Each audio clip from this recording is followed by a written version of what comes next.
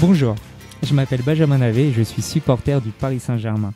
J'ai raconté mon histoire avec le PSG dans 2 livres intitulés logiquement « Je suis supporter du Paris Saint-Germain ». Aujourd'hui, je donne la parole à ceux qui partagent la même passion que moi. Bonjour, Alex Steiger. Bonjour, Benjamin. Alors Alexandre, tu es connu des amateurs de théâtre et de cinéma, mais peut-être un petit peu moins des amateurs de football. Peux-tu te présenter ? Un petit peu moins, oui, je m'appelle Alexandre Steiger, donc je chausse du 40, je pense que c'est important de savoir à peu près. C'est pour ça que je ne sais pas jongler, j'ai une théorie, comme je n'arrive pas à jongler, et je me suis dit c'est parce que j'ai des petits pieds. Ah bah moi pareil. Pareil. Oui, je fais du 40 et j'arrivais pas du tout à jongler. Mais est-ce que c'est lié parce qu'en même temps, quand on voit des vidéos de Maradona, il a des tout petits pieds, il jongle comme un dieu. C'est vrai. Donc c'est une excuse quand même. Mais j'ai jamais compris, j'ai essayé quand même toute ma vie de jongler, je n'ai jamais réussi. Il y a peut-être d'autres explications pour Maradona, je sais pas. Peut-être de l'incompétence totale. Mais, voilà, et donc je suis comédien. Voilà. Comédien au théâtre et acteur au cinéma. Et acteur au cinéma. On y reviendra. Ouais. Est-ce que tu peux nous dire comment tu es devenu amateur de football et ensuite, peut-être ensuite, supporter du Paris Saint-Germain ? Alors, amateur de football, comme tout le monde, par accident, mais le premier souvenir que j'ai, c'est la Coupe du Monde 82, où j'étais petit, j'avais 6 ans. Mais comme j'ai une mère d'origine espagnole et j'avais un père français, il y avait, ça se passait en Espagne. Enfin, j'ai un souvenir un peu confus où je m'identifiais totalement à la fois au pays et puis à l'équipe qui était... Mais c'était un souvenir confus, mais véritablement en 86 avec l'épopée de l'équipe de France... où là, je me souviens d'avoir regardé en direct le quart de finale contre le Brésil et puis avec la séance des tirs au but. Ouais, et puis avec ces voix qui étaient, enfin les retransmissions, je sais pas pourquoi, pour quelle raison technique, mais en tout cas les voix apparaissaient aussi lointaines. Et donc on avait vraiment cette impression de distance géographique. Il y avait cette voix de Drucker un peu étouffée comme ça dans la gorge. Et je me souviens aussi une fois que le match est terminé, ça repassait sur Paris, sur France 2. Il y avait je ne sais plus quel animateur, ma mère, il s'appelait, qui est mort, qui avait la main sur le cœur comme ça. On avait l'impression que les choses étaient vraiment loin et fantastiques, et donc c'était la première émotion de foot qui m'a fait m'intéresser au foot. Certainement peut-être un des plus beaux matchs de la Coupe du Monde, de l'histoire de la Coupe du Monde. Footballistiquement c'était mais tout était un peu au ralenti. Je sais pas si c'était parce que c'était l'époque où il faisait très chaud, mais il y avait une sensation très esthétique, héroïque, avec à la fois ces Brésiliens qui paraissaient beaucoup plus athlétiques, très élancés, très grands, avec ce Socrates et ses chaussettes montantes, le port altier, et les Français qui avaient l'air très fatigués, les chaussettes baissées. Je crois qu'à l'époque on n'était pas obligé de porter des protèges tibias, donc on a l'impression de voir un peu ces oncles qui jouaient au football. On se disait mince, il va se faire mal. Ils avaient un peu de ventre, de billes, de Platini qui était harassé de fatigue. Donc il y avait quelque chose d'extrêmement beau à voir. Et puis dans le football, le jeu pratiqué par le Brésil était quand même extraordinaire. Avec Socrates à la manette. Ouais. Et alors le Paris Saint-Germain, c'est venu comment ? Alors c'est venu, ça va faire saigner les oreilles, par l'OM. D'accord.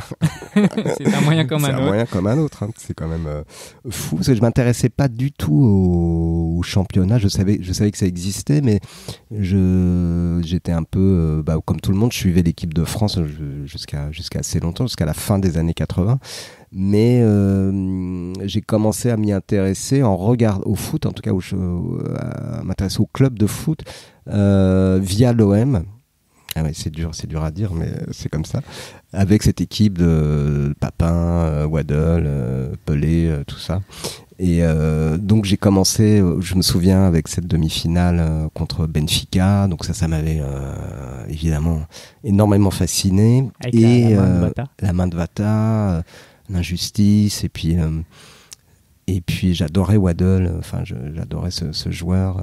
Donc je me suis intéressé à l'OM, et donc j'ai regardé, je sais plus quelle, peut-être je confonds tout, mais il y a eu ce match de Coupe de France entre le Matra Racing, c'est ça, et c'est une demi-finale où il y avait Olmeta d'ailleurs dans Matra Racing. Et puis un joueur, son nom m'échappe, qui était vraiment un ancien joueur du Matra Racing qui était resté, qui avait 35 ans, je sais plus comment il s'appelait. Et je crois qu'on a gagné d'ailleurs. Et là, je me suis dit, mais il est peut-être possible de supporter une équipe parisienne. Et donc, je me suis mis à supporter le Matra Racing qui, en fait, à ce moment-là, je crois, juste après cette finale, en fait, a fait un dépôt de bilan. Donc, c'était pas possible. Et donc, je me suis intéressé au PSG à ce moment-là. Par défaut, finalement. Oui, pas ton choix numéro 1. Ouais, c'était un ricochet en fait de l'OM au Matra Racing. Alors évidemment, Olmeta est passé à l'OM à ce moment-là. C'était un peu le joueur phare un peu spectaculaire du Matra Racing. Et donc je me suis intéressé au Paris Saint-Germain à ce moment-là, mais plus spécifiquement et véritablement avec l'arrivée de Canal+ et de Niso.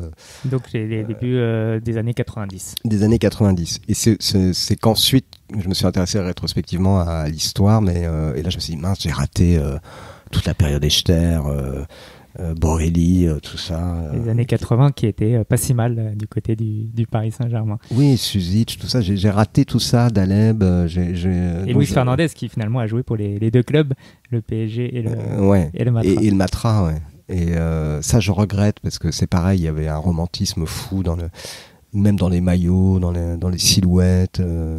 Il y a Rocheteau aussi qui a joué, je crois. Et donc ça, je regrette de ne pas avoir suivi cette époque-là, mais je me suis rattrapé en regardant des vidéos, donc j'ai l'impression d'avoir vécu, mais en fait pas du tout. Ça s'est vraiment passé avec l'arrivée de Canal+, de Deniso, et je me souviens parfaitement de cette journée, fin mois d'août, de présentation de cette équipe avec Ricardo. Et là, c'est pareil, on avait très peu de connaissances. Bon, il n'y avait pas Internet.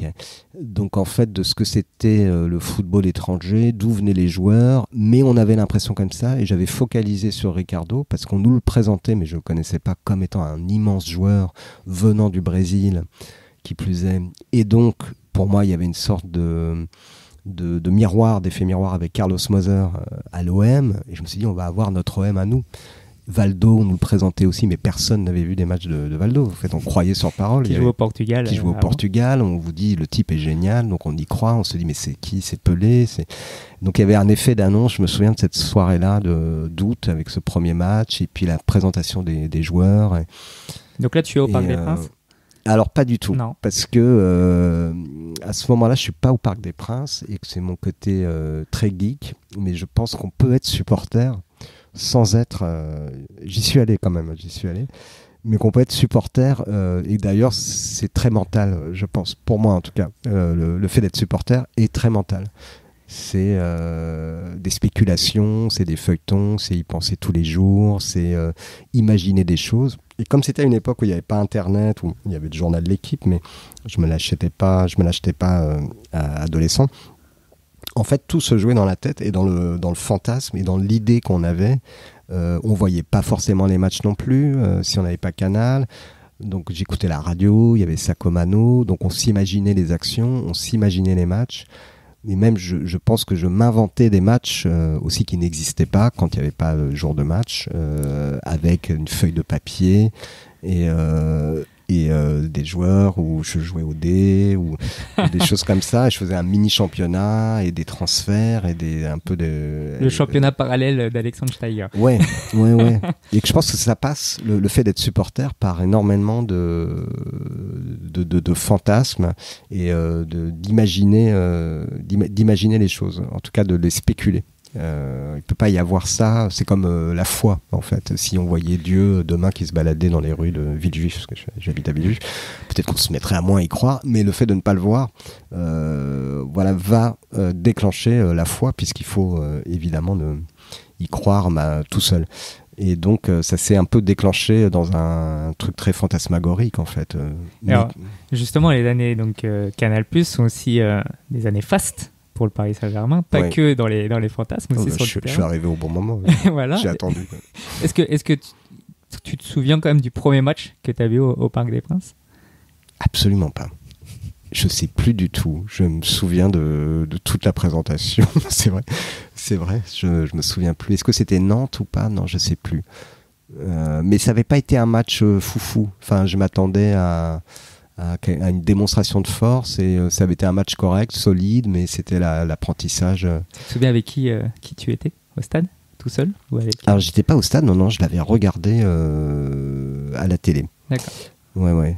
Mais oui, je parle de la présence, évidemment, tout est fantasmé. Le match présentation, ouais. Mais celui au Parc des Princes, le premier où tu es allé dans les tribunes. Alors, c'est là où je pense, mon père m'avait amené, mais je me souviens plus quel match. Je pense que c'était un match de Coupe de France avec alors là, pour le coup, ça devait être le PSG de Borelli, mais je n'ai aucun souvenir. Je pense que c'était mon père qui voulait y aller, qui m'emmenait. Je ne m'intéressais pas au foot. Et donc, je me souviens Est-ce qu'on a eu Castaneda? Non, on n'a jamais eu Castaneda, non. Dans les buts? Ouais, dans les buts, non. C'était l'époque où Castaneda était en tout cas en équipe de France. Donc je m'étais imaginé qu'on avait ce gardien-là. Et j'avais été impressionné par les cuisses des footballeurs qui étaient réelles. C'est-à-dire que j'avais compris ou ressenti qu'il y avait une différence entre la télé et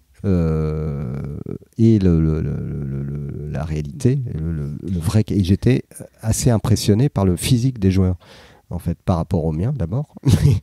Mais surtout, ça me paraissait des adultes en short tout à coup. Puis ils avaient les barbes en plus à l'époque. Ah oui, il y avait la pilosité. Ouais. Et donc voilà, je pense que ça c'était le premier souvenir au parc, mais moi je me souviens pas vraiment. Et puis dans les années 90, là j'y suis allé vraiment volontairement. On achetait des places. Comment ça s'est mis en place, je ne sais pas, mais avec des camarades qui. Et donc on cherchait les places les moins chères et on allait voir des matchs au parc. Je me souviens en tout cas, je sais que j'étais là pour le PSG Real du fameux 4-1. 93, du coup, là, tu es au Parc des Princes. Ouais, j'avais gardé le billet d'ailleurs parce que je voulais avoir déjà le souvenir, mais surtout la preuve. Donc longtemps, je l'ai eu dans mon portefeuille pour dire j'y étais, et j'ai perdu mon portefeuille et donc, je me dis les gens ne me croient plus. Mais ça, je me souviens, et on trouvait des places à l'époque, malheureusement, parce que c'était quand même une tribune très difficile, mais on n'y connaissait rien. On allait souvent à Boulogne, c'était très peu cher. Je crois que j'avais déboursé 50 € pour aller voir ce match contre le Real. 50 francs, peut-être. 50 francs, oui, 50 francs, c'est fou. Et on avait d'ailleurs le dernier but de Camboiré. Je me souviens de Camboiré qui monte dans l'air, qui donne un coup de tête et ensuite blackout puisque toute la tribune a dévalé jusqu'en bas. Mais c'était très chaud d'être à Boulogne parce qu'il y avait quand même une sacrée population, on peut dire radicale. Donc on faisait pas les malins, on avait un peu peur et ça rigolait pas. Hein. C'était quand même, il y avait des sacrés. Surtout si tu avais été pris dans la vague. Avec... Ah ouais, on s'est retrouvé en bas de. Faut être costaud sur ses jambes. J'avais dû rebondir sur quelqu'un de plus costaud que moi. Ouais. Et du coup, le but de Camboiré est juste devant la tribune Boulogne. Donc là, c'était juste en face. Ouais. C'était parfait. Ouais. La position. Donc je me souviens de cette tête qui monte, hop, et puis de ce noir total. Et puis après, voilà, blackout. J'ai même pas vu le but rentrer, je crois. Alors j'ai vérifié qu'Astaneda, il a joué que à Saint-Etienne et à Marseille. Ah mince, c'était pas. Alors, peut-être qu'il c'était un PSG, ouais. Non. Ou peut-être t'aurais aimé l'avoir. Ou j'aurais. Ouais. C'était un fantasme. On avait Joël Batz notamment dans les buts, mais ça c'était peut-être encore entre les deux. Peut-être Batz, ouais. C'est pas grave. Donc oui, tes premières émotions donc là au Parc des Princes et en Coupe d'Europe. Est-ce que tu en as fait d'autres des matchs à ce moment-là, parce que il n'y a pas eu que PSG Real dans cette décennie de matchs assez fous au Parc des Princes. Non, enfin en tout cas de matchs européens, j'en ai pas fait d'autres. Vu pas mal de matchs de championnat, je pourrais pas les. Je m'en souviens pas vraiment enfin en tout cas je me souviens plus des équipes qu'on affrontait, mais c'était la grande époque de Ginola, Valdo, Guérin, Le Guen, tout ça et donc c'était un souvenir. On venait voir, en fait peu importe l'adversaire, on venait voir comme une dream team qui jouait et de Rai, le frère de Socrates. Et évidemment de Rai, mais je me souviens avoir mis du temps, enfin comme tout le monde, pas à l'apprécier, mais j'étais très triste au début de ne pas le voir être à la hauteur de Socrates. Et puis c'est arrivé.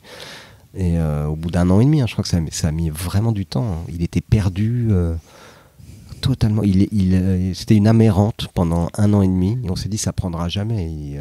C'est une autre culture.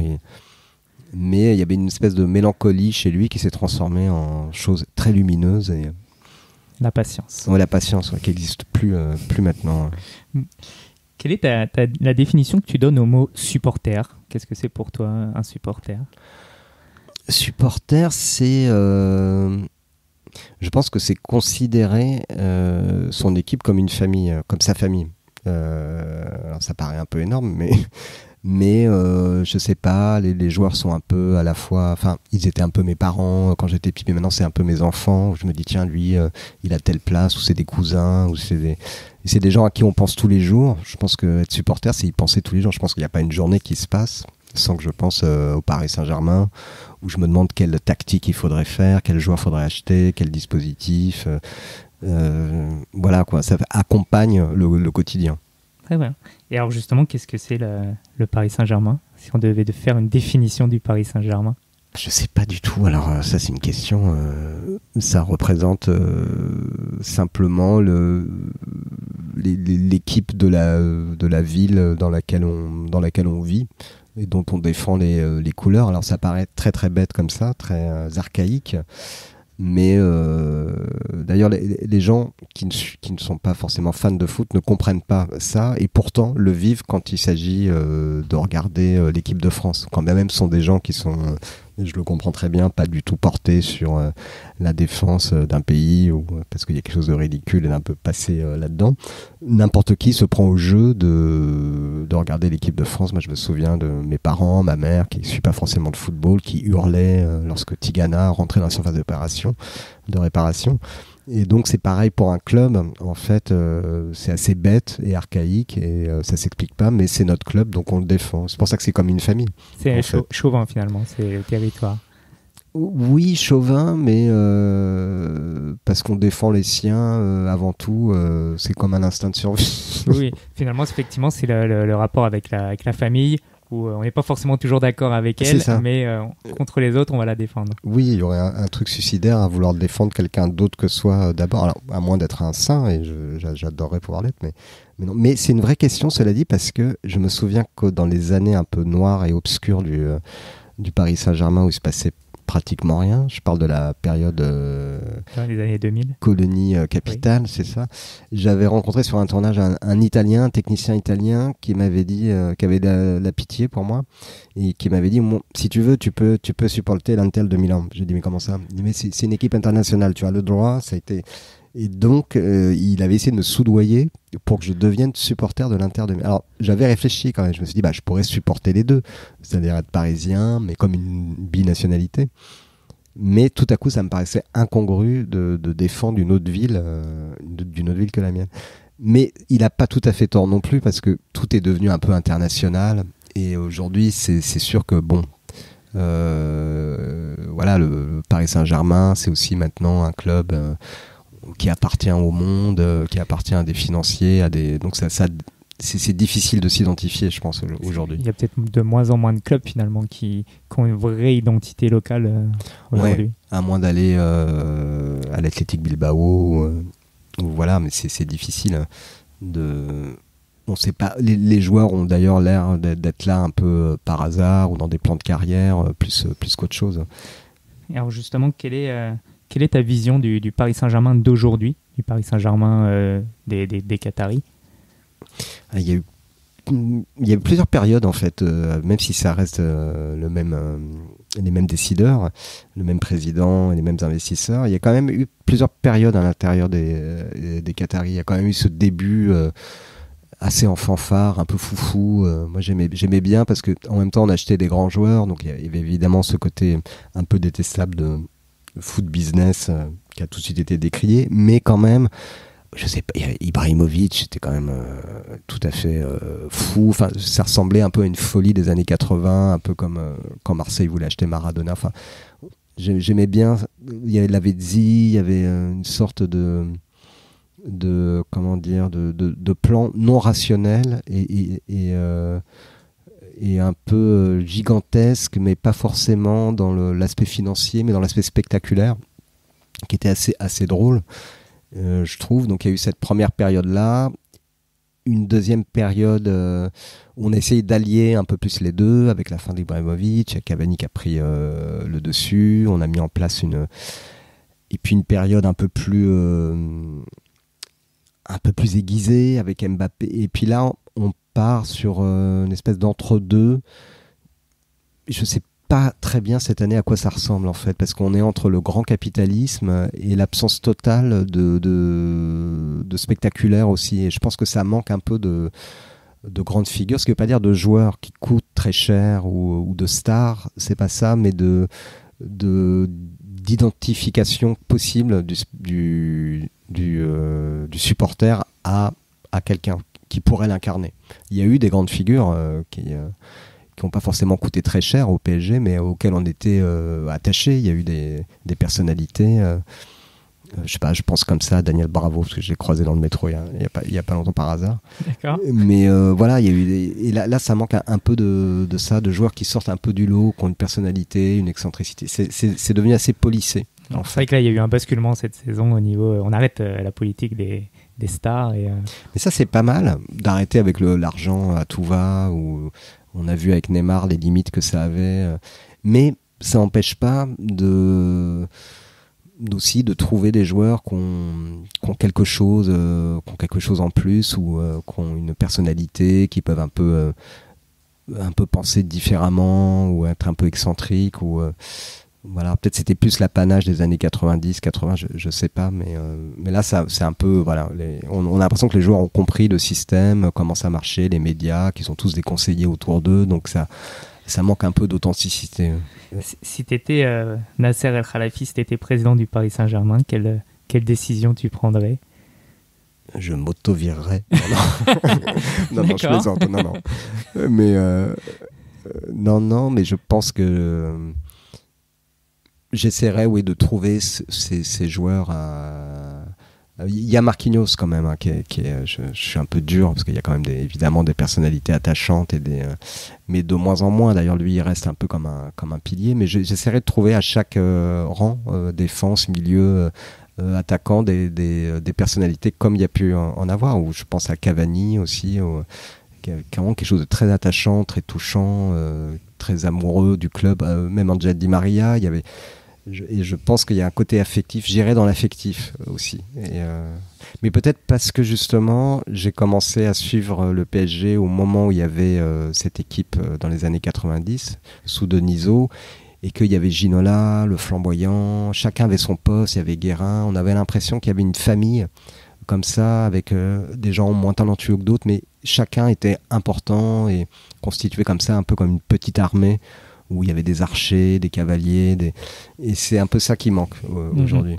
Et il reste d'ailleurs plus que Marquinhos dans les joueurs qui étaient là au départ du projet. C'est le dernier qui est là encore aujourd'hui, Marquinhos. Ouais, c'est vrai. Et bah, il reste aussi... Comme Verratti est parti l'année dernière. Il est parti, c'est vrai. Mais qu'est-ce qu'il devient d'ailleurs? Il est dans les boîtes de nuit du Qatar probablement, mais il a mis un but il n'y a pas longtemps. Il joue dans le championnat du Qatar. Ah oui, d'accord. Ouais. On avait beaucoup, non, c'était un super joueur quand même, mais il a pas, en fait c'est ça qui est assez beau avec lui, il a pas grandi finalement. Moi j'aime assez cette idée. Tout le monde voulait qu'il devienne quelqu'un ou quelque chose, mais il est resté ce diamant brut jusqu'au bout. Et il est resté un enfant en fait. C'est assez drôle. C'était l'enfant du club, mais qui a pas grandi. Ouais. Alors que Marquinhos finalement aujourd'hui est le capitaine. Oui, alors qu'au début, on le sentait fragile, et là, c'est devenu un peu un papa. Prendre la succession de Thiago Silva. Ouais. Et d'Alex. Non, pas et d'Alex, et peut-être de Ricardo, finalement. Si de Ricardo, ouais. Et alors, il y a eu d'autres défenseurs brésiliens, d'ailleurs, dans l'histoire du PSG. On l'a dit tout à l'heure, tu es acteur. Ouais. Tu as une quarantaine de films. Films et téléfilms, si je ne me trompe pas. Ouais. Tu es comédien, tu as fait une vingtaine de pièces de théâtre. Ouais. Est-ce que tu as déjà évolué dans un scénario qui se déroulait dans l'univers du football? Non. Et c'est assez dur à faire. Il y a très peu de films il y en a un qui est super, qui est d'ailleurs fait par un ami que je connais de longue date, qui s'appelle La Surface de réparation, que je recommande, de Christophe Régin, et qui raconte le football, mais les à côté, les agents... ce moment où il faut faire des transactions, l'entourage, la boîte de nuit, les mauvais conseils. C'est un ancien joueur qui était un espoir et qui a été blessé. et qui s'est reconverti dans l'accompagnement de joueurs et qui est un super beau film. Je le conseille. Mais moi-même, j'ai jamais... non. Mais j'adorerais. Alors justement, si tu adorais, quel serait le rôle que tu souhaiterais incarner? Est-ce que ce serait un agent de joueur, un président, un supporter? Soit un président totalement défaillant, un peu super fric, un peu à la Borelli avec sa sacoche. Non, c'est Echter ou c'est Borelli? La sacoche, c'était Borelli. C'était Borelli, ouais, un peu foufou à une époque où on maîtrisait rien, on comprenait pas vraiment les tenants, les aboutissants. Soit pareil, un tout petit entraîneur très nerveux face à des joueurs dans un rapport totalement décalé avec ça. C'est pas moi, c'est ce qu'il y a autour aussi qui m'intéresse. Pas forcément le cœur du. D'ailleurs, tous les films où il y a eu des matchs de football, il y en a un, je crois, avec Stallone ou avec un suspense. Sont voués souvent à l'échec parce qu'il y a rien de pire que la non-dramaturgie d'un match dont on sait qu'il n'existe pas. Le propre d'un match, sa dramaturgie, c'est que c'est pas écrit à l'avance. C'est pas écrit à l'avance et c'est tout le contexte qu'il y a avant, ce qu'on s'est raconté, l'enjeu du match, pourquoi, qu'est-ce qui se passe s'il y a ces 3 points. Mais prendre un match comme ça, regarder un PSG Montpellier de 1997, aujourd'hui n'aurait aucun intérêt en milieu de championnat. Mais donc les films qui ont touché au foot de manière frontale comme ça, c'est souvent pas une réussite. Ouais. Est-ce que il y aurait justement, on a vu par exemple Laurent Lafitte a joué dans la série Tapis, a joué une biographie d'un personnage du football. Est-ce que comme ça il y aurait un personnage du foot que tu aimerais incarner au cinéma? Il y aurait que je pourrais incarner, je sais pas, mais je pense qu'il faudrait un biopic sur Raymond Goethals ou pourquoi pas. Sa place sur le banc un peu folle, on ne sait pas très bien s'il servait à quelque chose ou pas. En même temps, il était drôle, mais ou alors, je sais pas, un biopic sur Fiorez. Ah oui. Voir les coulisses de ce qui s'est passé. Et de son retour au parc. De son retour au parc. Un peu maso alors. Ouais, dans les moments de très très... il faut bien un pitch. Mais, le moment où on l'approche, qu'est-ce qui s'est passé exactement? C'est ça qu'on se demande quand on pense à Fiorez. On se dit, mais concrètement, comment le type l'a vécu? Concrètement, quand il rentre chez lui, quel coup de fil il a, quel SMS, quand il le dit, quand il l'annonce, toutes ces petites choses. C'est quand même... Il y a eu peu de trahison dans l'histoire du foot, comme ça, mais il y en a quelques-unes qui sont... Sachant qu'il est parti du Parc des Princes, il était très apprécié des supporters. Oui. Du coup, il a été détesté. Et il est arrivé à Marseille, il était détesté par les supporters de Marseille. Et il a tout perdu. C'est comme partir avec une femme qui ne veut pas de toi non plus. D'accord, donc Fabrice Fiorez en série, s'il y a des réalisateurs ou des scénaristes qui sont intéressés. Par exemple, Patrick Devers dans Coup de tête de Jean-Jacques Hano, c'est un film qui... Ouais, ça c'est vrai que c'est intéressant aussi, c'est le côté provincial, enfin je dis pas ça avec mépris, ce mot est terrible, mais du foot, le côté concret, difficile, des clubs enfin pas de seconde zone, mais voilà, c'est quoi s'entraîner l'hiver au foot. Enfin, j'ai des images comme ça de Devers avec de la buée qui sort de la bouche, des notables autour, des questions de sponsors, des arnaques, des valises. C'est vrai c'était aussi une période de football un peu plus qui se professionnalisait mais qui restait amateur, et donc c'est dans ces transitions là qu'il y avait des choses évidemment génial aussi à raconter, quoi. Ou comme Maradona, le transfert de Maradona raté à Marseille, les valises, tout ça dans un mélange d'amateurisme total. Son arrivée aussi à Naples, qui était quelque chose de grandiose, qui d'ailleurs, je crois, il y avait un documentaire ou un film un peu dessus, ouais. très, très visuel. Très visuel. Avec les tifosi, avec le président qui l'accueille. Ouais. Je crois que j'ai vu une série avec l'arrivée de Maradona à Naples. Est-ce que tu as vu La Fièvre, la série La Fièvre? Je l'ai pas vu encore. Benjamin Biolay qui incarne un président de club dedans. Ah oui. Et qui ressemble un peu j'allais dire un peu au projet du Paris FC aujourd'hui, avec un côté humanitaire dans ce monde de brutes finalement, mais à conseiller du coup. Ça c'est le projet du Paris FC, c'est un... le projet du Paris FC avant l'arrivée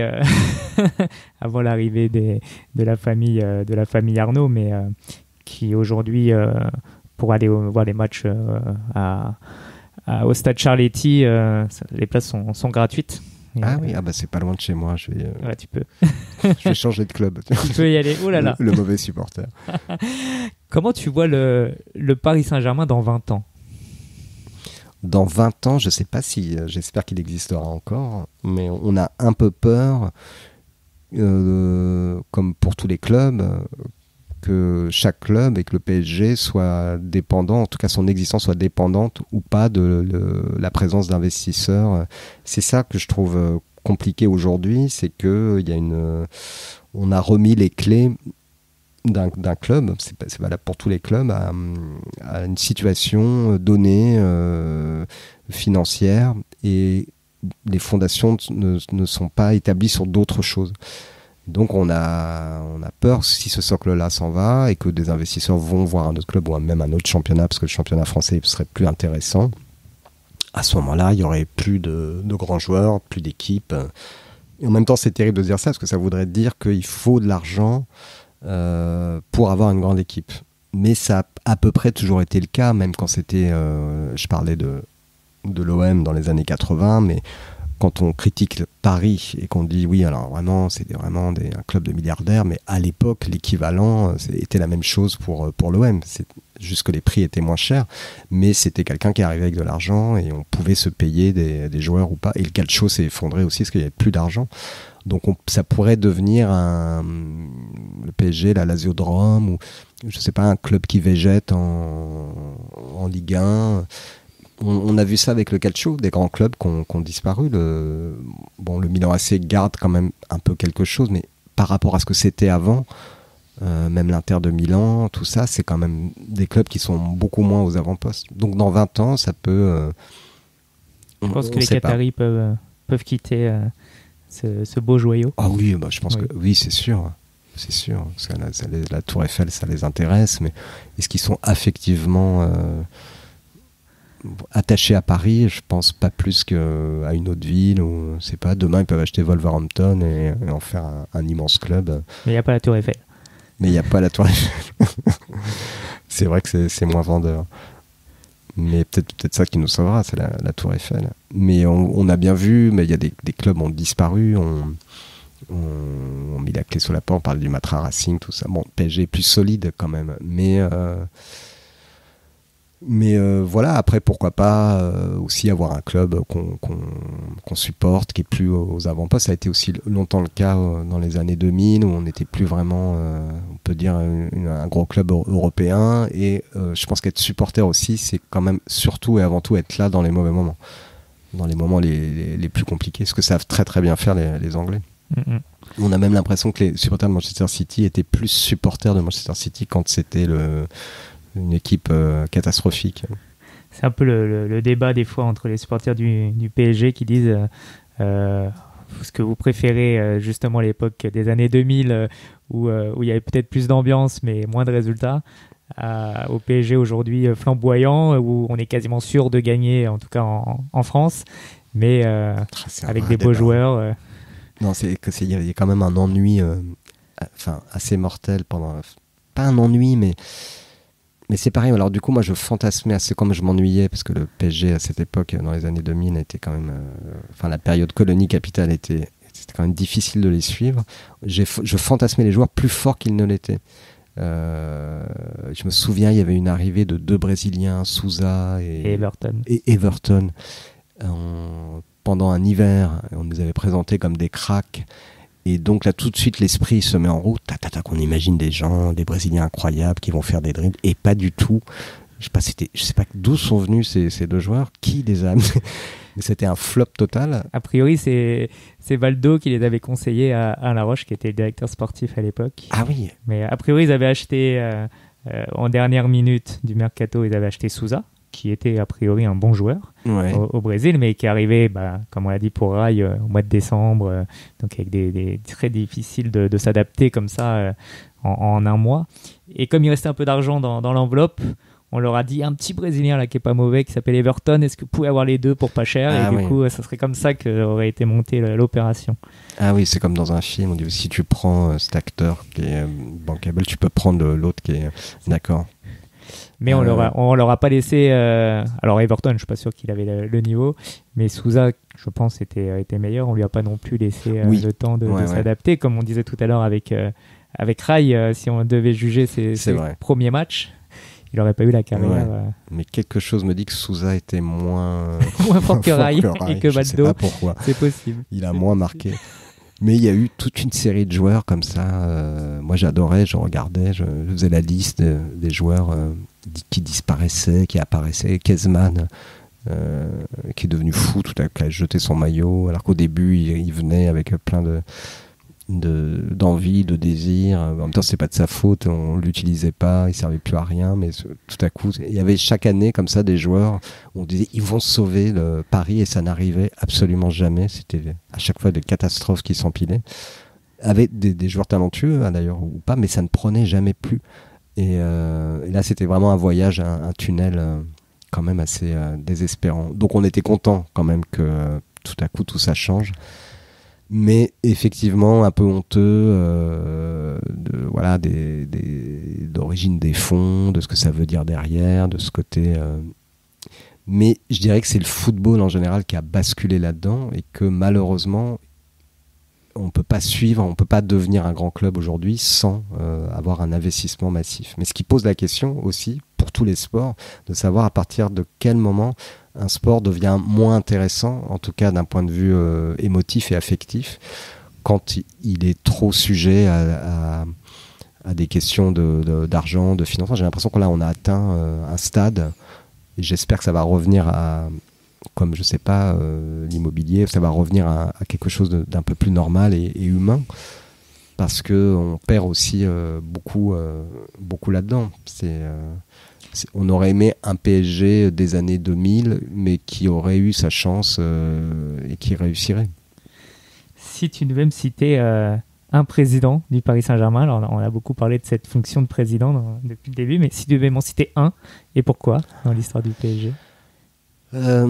C'est peut-être pas mais Denisot, parce que en fait parce que j'ai découvert suivi le PSG avec lui, mais aussi parce qu'il avait ce flegme, ce petit sourire. On se disait le type est quand même assez génial, il paye pas de mine, c'est un peu tout Denisot, une espèce de force tranquille, d'ironie, de distance, et puis parce qu'il avait fait aussi appel à un marabout, je sais plus, pour la remontada de Steaua Bucarest qu'on avait perdu sur tapis vert. Le 3-0 Je crois qu'il avait fait appel. Enfin, il était capable de choses un peu folles comme ça. Je sais qu'il y a Luis Van der Leyen, je crois qu'il mettait des petites gouttes d'eau dans les buts avant les matchs. Mais oui, mais il faudrait vérifier, mais il y a cette anecdote de Denisot qui a demandé... je crois que le marabout a prévu exactement le nombre de buts. Enfin, il y a une histoire assez folle comme ça. Donc il était capable aussi, il y avait un romantisme chez lui contenu, mais voilà, il y avait quelque chose de léger. Et après, avec Bietri, c'était plus compliqué. Oui. Effectivement, la bascule a été difficile. C'est pareil, on attendait énormément des joueurs. Bon, c'était quand même un joueur merveilleux, mais Okocha.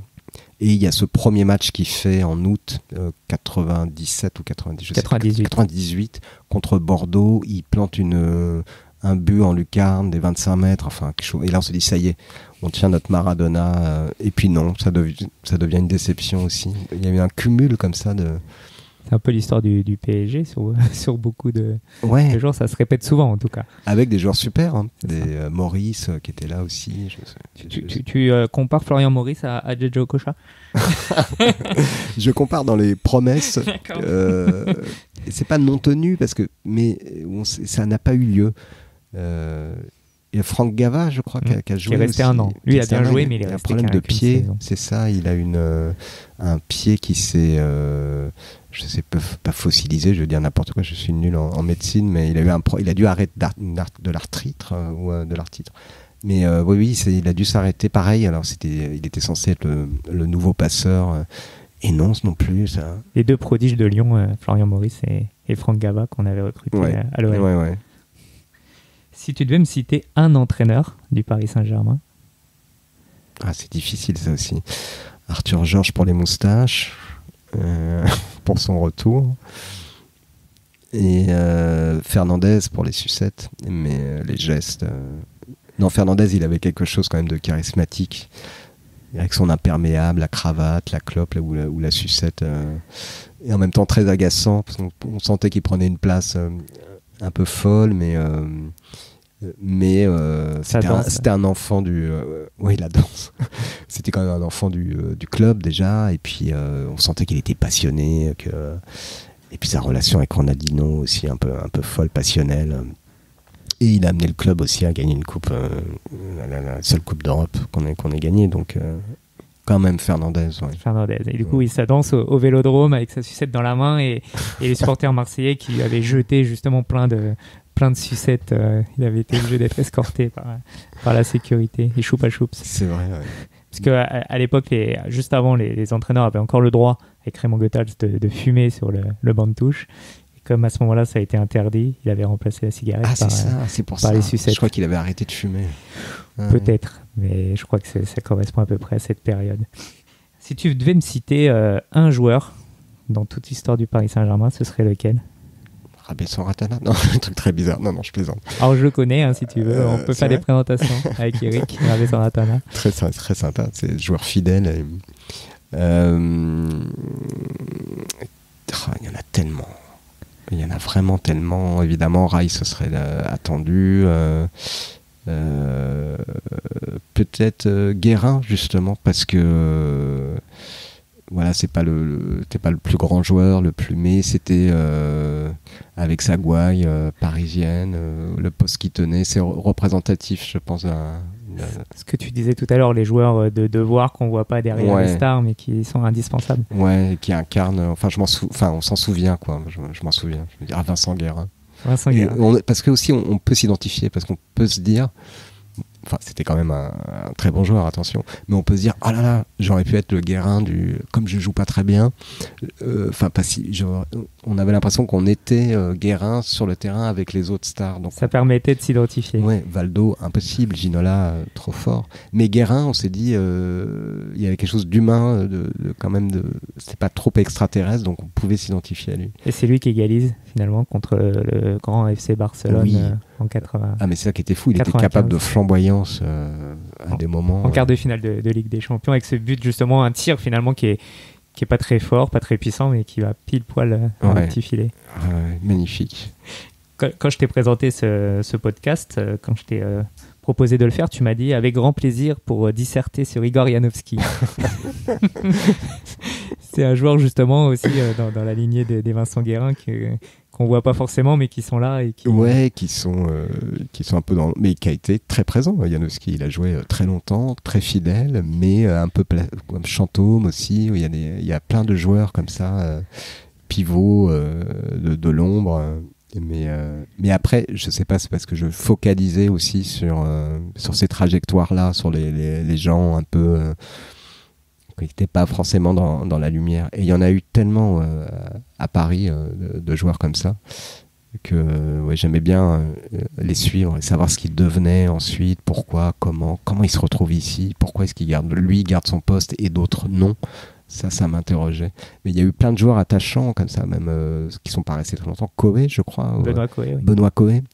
Je le trouvais formidable. Puis après, il est parti à l'Inter de Milan et puis ça a décliné. Fournier aussi. Mais je pense que c'est encore lié à la période, je focalise là-dessus, mais colonie capitale où il y avait tellement peu de résultats qu'on dissertait énormément sur les joueurs. On était un tremplin finalement aussi. Dans les années 90-2000, on était un tremplin pour les joueurs, ce qui n'est plus du tout le cas aujourd'hui. Oui, ouais. Non, maintenant c'est un lieu d'arrivée, mais c'était... et puis surtout, on avait tellement révélé des joueurs dans les années 90 qu'automatiquement, et ça a duré longtemps, on imaginait que n'importe quel joueur qui avait été ciblé par le PSG était un futur crack. Et en fait, ça n'avait toujours pas lieu. Il y avait un haut potentiel, mais qui ne s'exprimait pas. Et ce regret éternel de cette équipe qui avait autour, avec Luis Fernandez, Anelka, Dalmat, Luxin, on s'était dit, alors là, ça va être magnifique, ça va être très beau, une génération, une géographie commune, la banlieue parisienne, et immense regret de ce gâchis-là, inexpliqué. En plus, je crois que ça commence sur les chapeaux de roue et ça s'effondre totalement au mois de décembre. C'était la fameuse crise de novembre assez récurrente. Ouais, la fameuse crise de novembre, inexplicable. Et là, ça prend pas du tout. Et c'est pareil, c'est une époque où il n'y a pas Internet. On a du mal à savoir pourquoi de l'extérieur, qu'est-ce qui se passe. Donc il y a moins d'informations qui sortaient que par rapport à aujourd'hui, peut-être. Ouais. Mais alors Anelka s'en est sorti quand même, il a une carrière. Mais Dalmat aussi. Luxin, pareil, il a périclité. Je crois qu'il a joué au Celta Vigo après. Je sais pas ce qu'il est devenu, mais c'était comme si c'était le PSG là, à ce moment-là, marquait le coup d'arrêt souvent pour les joueurs. Si tu devais me citer un match dans l'histoire du Paris Saint-Germain qui t'a le plus marqué, on en a déjà cité 2-3, mais... Voilà, mis à part le PSG Real, hein, c'est ça. Je crois qu'il y a ce match entaché par celui du retour, mais quand même contre Barcelone, où on fait ce 4-0, qui en termes footballistiques est quand même formidablement exécuté. Enfin, on est dans du pur football, et avec Angel Di Maria, pareil. Et là, c'est le Paris Saint-Germain qui fonctionne tel qu'il est...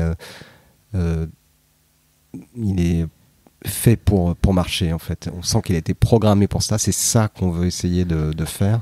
Et là, ça joue en équipe. Il y a tout, il y a la brillance, mais en même temps le collectif, l'individuel qui marche ensemble. Et on se dit, ah bah voilà, c'est comme une représentation réussie. On se dit, ça là, la copie est parfaite. Et toujours ce truc romantique, Paris. Dans Paris, c'est voilà, ce match retour tout aussi horrible qui était formidable, le match aller. On se dit, mais c'est pas possible. Tu te souviens où tu étais pour ces deux matchs ? J'étais pas au parc. Je crois que les deux matchs, j'étais chez moi avec des amis. Et je crois que le silence qui a suivi le match retour a été abyssal. Mais oui, il y avait un côté, mais c'est pas possible, ça n'a pas existé. Mais je pense qu'on peut pas enlever ce premier match sans le deuxième. Je pense que ça fait aussi partie de l'histoire de Paris. Alors, comme je dis, je pense qu'être supporter, c'est être là dans les pires moments, et que peut-être que, je sais pas, je suis pas supporter d'un autre club, mais peut-être que tout le monde a cette impression-là.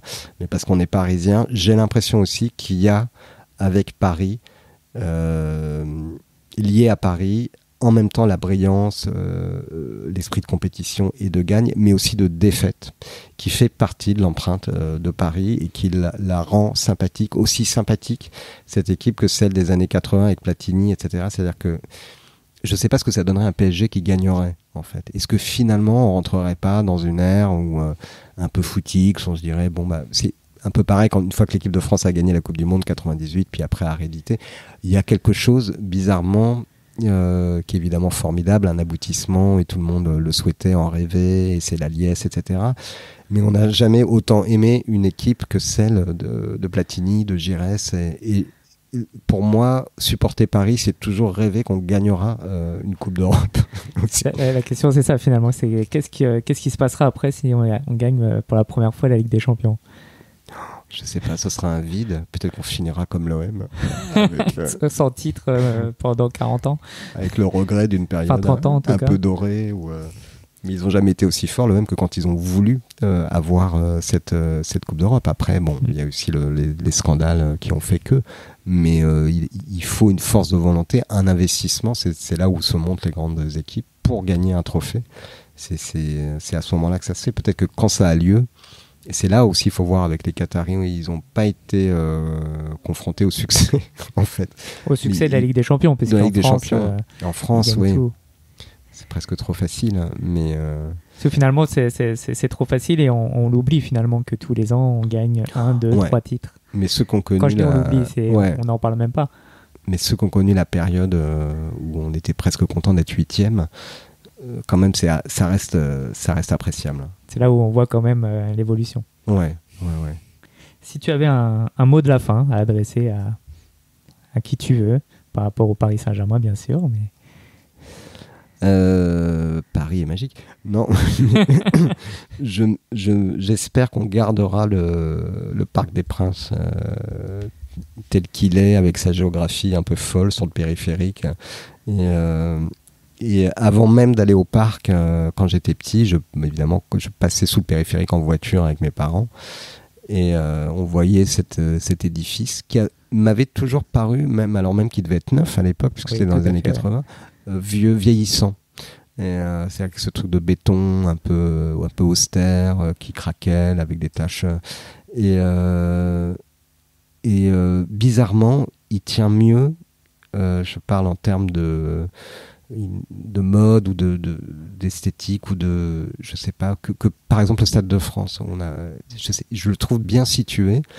Et même son côté un peu insalubre, un peu austère comme ça en apparence, tient mieux l'épreuve du temps, que la volonté d'être absolument moderne du Stade de France, sa localisation qui en fait correspond pas à grand chose. Et je suis attaché quand même à ce lieu-là. Moderne, c'est par rapport à une période donnée finalement. Alors. Oui, parce qu'il a vieilli maintenant. Le Stade de France s'aperçoit qu'il n'est pas du tout... Alors que le Parc des Princes est intemporel. Et intemporel. Mais c'est aussi la nostalgie des stades des années 80 qui étaient montés un peu comme ça. Tu imagines le Paris Saint-Germain jouer ailleurs qu'au Parc des Princes ? En fait, toutes les équipes, même je crois Arsenal a changé de stade. En fait, ça arrive et il faut l'accepter.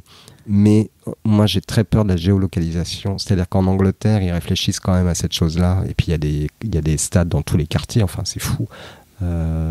C'est pas la même ville aussi. Elle est beaucoup plus élargie. Il y a beaucoup plus de place.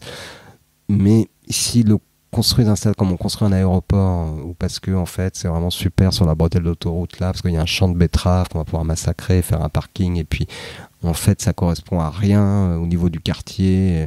Il y a quand même cette chose appréciable au parc où tout autour il y a des bars, il y a la rue, il y a un côté un peu où il y a années 87, les ripoux, le Parisien sous le bras, ça discute. Le côté très froid de rentrer dans un train, si le parc est ailleurs, va enlever quelque chose, va dépersonnaliser quand même l'équipe aussi. Donc je ne sais pas comment ils ont fait à l'étranger en Angleterre par exemple, quand ils changent de stade, s'ils pensent à ça ou pas. Les Emirates, c'est à 300-400 mètres de l'ancien stade d'Highbury. Ah oui, voilà, ouais.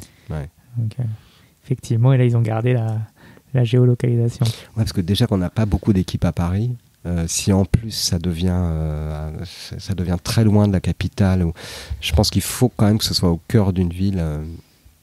En même temps, je me souviens d'être allé voir un match à Naples du PSG. Le stade n'est pas à côté, pas dans la ville, mais je sais pas pourquoi tout le monde y va en Vespa, en voiture, et c'était assez impressionnant. Il y a un côté très très populaire là-bas. C'est un vieux stade aussi.